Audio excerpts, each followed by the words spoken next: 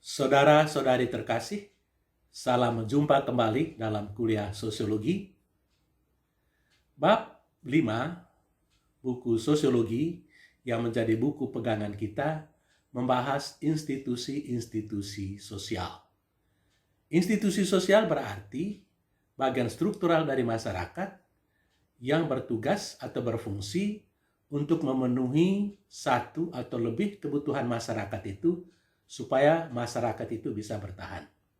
Ada bermacam-macam institusi sosial.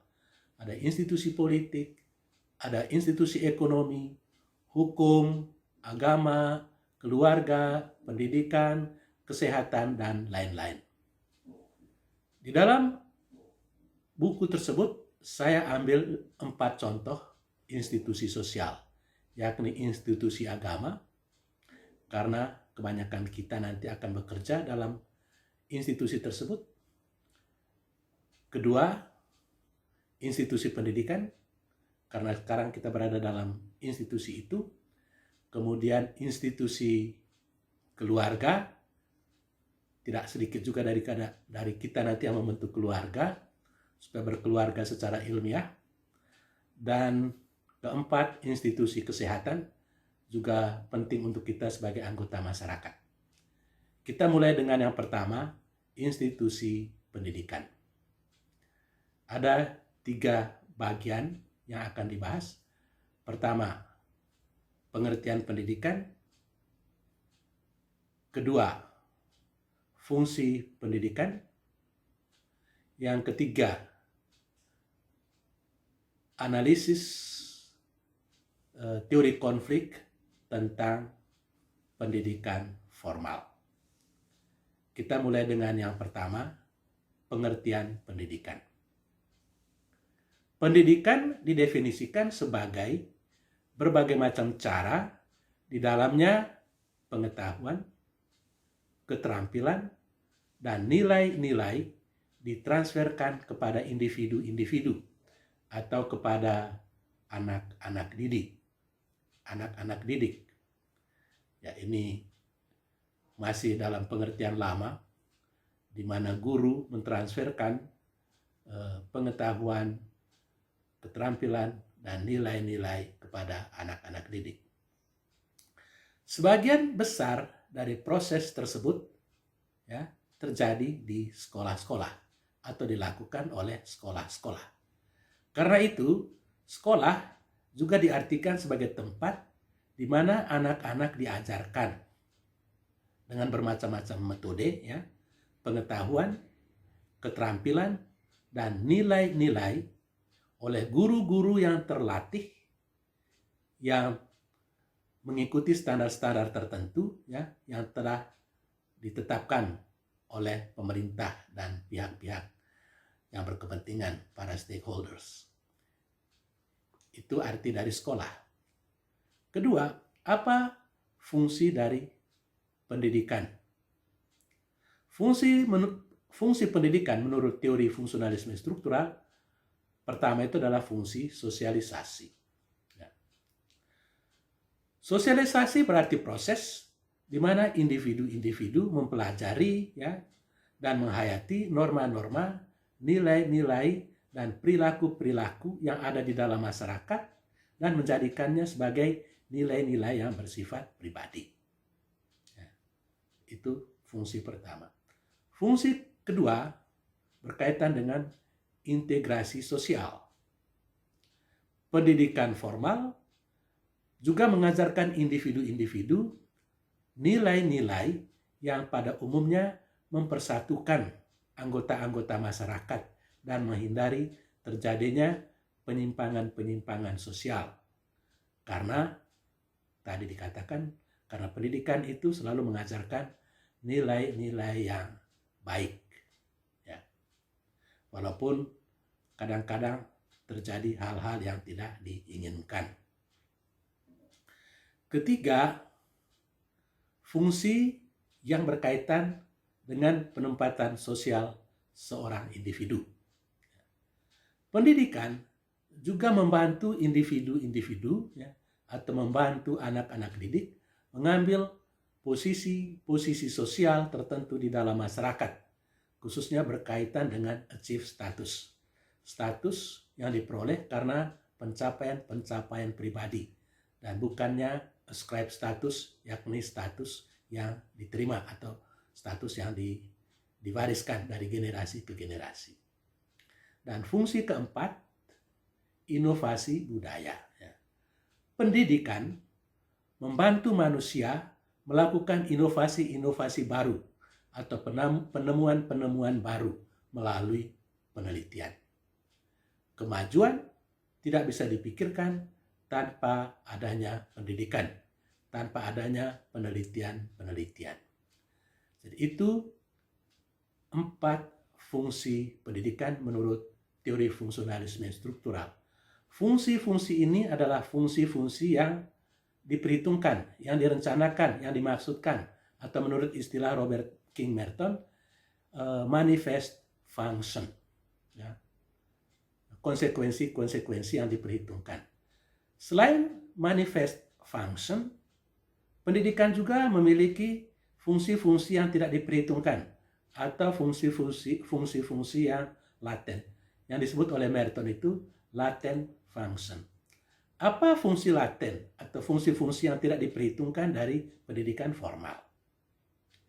Ya, menurut para pendukung teori ini, ada beberapa latent function dari pendidikan. Yang pertama, ya, tugas mengasuh anak pelan-pelan dialihkan kepada lembaga-lembaga pendidikan formal. Kalau dulu anak diasuh dari kecil sampai besar di dalam keluarga, maka sekarang karena kedua orang tua semuanya bekerja di luar rumah, maka tugas pengasuhan anak diberikan kepada lembaga-lembaga khusus seperti tempat penitipan anak, TPA. Pagi-pagi mereka antar anak ke TPA, kembali dari kantor mereka ambil anak itu dan bawa kembali ke rumah. Itu hal yang tidak diperhitungkan dalam pendidikan formal. Kedua, terciptanya hubungan-hubungan sosial yang berlangsung lama antara teman-teman sekolah. Kita lihat ramai sekali ada reuni teman-teman sekolah atau reuni teman-teman kelas. Sekalipun mereka sudah menamatkan sekolah-sekolah tertentu, tapi hubungan di antara mereka tetap bertahan. Itu juga adalah latent function dari pendidikan formal, fungsi yang tidak diperhitungkan. Ketiga, terciptanya hubungan-hubungan khusus, ya, seperti suami istri, pada waktu sekolah, pada waktu kuliah. Jadi tidak sedikit orang-orang yang menemukan jodohnya di sekolah atau di tempat kuliah, ya. Karena ada hukum kedekatan, ya. Atau dalam bahasa anak-anak muda itu cinlok, cinta lokasi. Jadi banyak orang membentuk rumah tangga karena mereka bertemu di sekolah atau di tempat kuliah. Hal itu juga adalah latent function dari pendidikan formal. Bagaimana teori konflik membuat analisis tentang pendidikan formal? Ada beberapa observasi yang dilakukan oleh pendukung teori konflik terhadap praktek pendidikan formal yang berlangsung selama ini. Yang pertama, mereka melihat pendidikan formal sebagai alat kontrol sosial. Menurut mereka, pendidikan formal adalah alat kontrol sosial di mana masyarakat digiring untuk tetap menerima status quo dengan segala bentuk ketidakadilan di dalamnya. Jadi pendidikan formal membuat orang mempertahankan status quo, ya, dengan posisi-posisi sosial yang mereka terima berkat pendidikan, ya. Itu melanggengkan status quo. Ya, oke. Kedua, menurut para pendukung teori konflik, ya, berkaitan dengan alat kontrol sosial ini, ya, setiap kurikulum, ya, memiliki hidden agenda. Jadi di balik kurikulum itu, ya, ada maksud-maksud yang tersembunyi, ya. Kita lihat kembali misalnya pelaksanaan pendidikan pada masa Orde Baru. Ada hidden agenda untuk mempertahankan status quo, ya. ada pakaian seragam dari Sabang sampai Merauke, itu kelihatannya biasa-biasa saja, tapi hidden agendanya itu orang dibiasakan untuk berpikir seragam.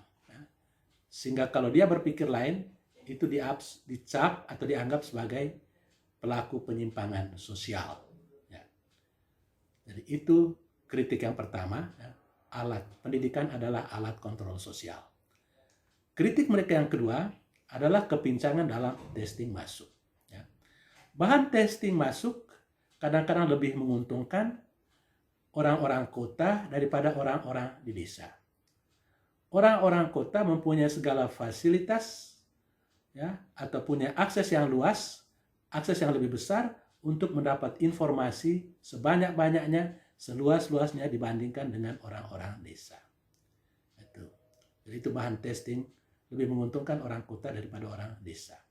Lalu tes-tes psikologi dan lain-lain, ya, lebih menguntungkan orang-orang dari setting budaya tertentu dibandingkan dengan orang-orang setting budaya lainnya. Mungkin orang yang terbiasa mengikuti tes-tes psikologi, ya, cenderung memperoleh nilai tinggi daripada orang-orang yang tidak terbiasa mengikuti tes-tes psikologi. Padahal tes-tes seperti itu menentukan masa depan seseorang. Ya. Itu kritik kedua.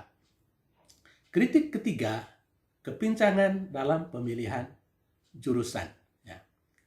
Pemilihan jurusan tidak lagi semata-mata didasarkan pada kemampuan seseorang atau minat seseorang, melainkan pada faktor-faktor sosioekonomi atau mungkin juga ras dan suku. Kita tidak tahu. Ya, mungkin ada pertimbangan-pertimbangan yang masih primordial. Ya. Jadi orang boleh mempunyai kemampuan yang hebat, punya minat yang kuat untuk masuk fakultas kedokteran, tetapi karena ketidakmampuan ekonomi orang tua, maka orang sulit bisa masuk fakultas kedokteran misalnya. Jadi anak-anak yang pintar, anak-anak yang cerdas, belum tentu bisa memasuki program studi yang diminatinya semata-mata karena kendala ekonomi. Nah. Kritik keempat, perbedaan yang menonjol antara sekolah-sekolah. Ya. Perbedaan yang menonjol antara sekolah-sekolah negeri dan sekolah-sekolah swasta. Itu bisa kelihatan. Sekolah-sekolah negeri, ya, terutama di daerah pedesaan, mempunyai fasilitas yang lebih lengkap daripada sekolah-sekolah swasta. Ya. Itu, ya. Perbedaan juga menonjol terjadi antara sekolah-sekolah di kota dan sekolah-sekolah di desa. Ya. Sekolah di kota, ya, memiliki guru dan fasilitas yang lebih baik daripada sekolah-sekolah di desa. Kadang-kadang sekolah-sekolah di kota itu, SD misalnya, ya, bertumpuk guru-guru di situ. Karena mungkin guru-guru perempuan itu adalah istri dari pegawai-pegawai atau pejabat yang bekerja banyak di kota. Sedangkan di desa, ya, mungkin ada sekolah yang guru-gurunya hanya 2 atau 3 orang. Kadang-kadang satu guru merangkap mengajar di 2 kelas. Masih terjadi di daerah-daerah pedesaan. Kritik yang berikut, peluang yang tidak sama untuk masuk perguruan tinggi. Itu kritik yang kelima. Peluang untuk masuk perguruan tinggi, ya, tidak sama untuk semua anak. Oke. Anak-anak orang mampu, ya, lebih berpeluang untuk masuk perguruan tinggi atau untuk melanjutkan kuliah di perguruan tinggi, bahkan di perguruan tinggi yang favorit dibandingkan dengan anak-anak yang kurang mampu, anak-anak yang orang tuanya tidak mampu. Ya. Kemudian peluang untuk masuk perguruan tinggi juga tidak cuma didasarkan pada kemampuan intelektual, tetapi juga kemampuan ekonomi orang tua. Jadi itu peluang yang tidak sama untuk masuk perguruan tinggi antara anak-anak orang yang kehidupan ekonominya cukup kuat dengan anak-anak dari keluarga yang secara ekonomis kurang mampu. Demikian kira-kira beberapa kritik dari teori konflik terhadap praksis pendidikan formal. Untuk sementara, pembahasan mengenai institusi sosial pendidikan ini berakhir di sini. Sekian dan terima kasih.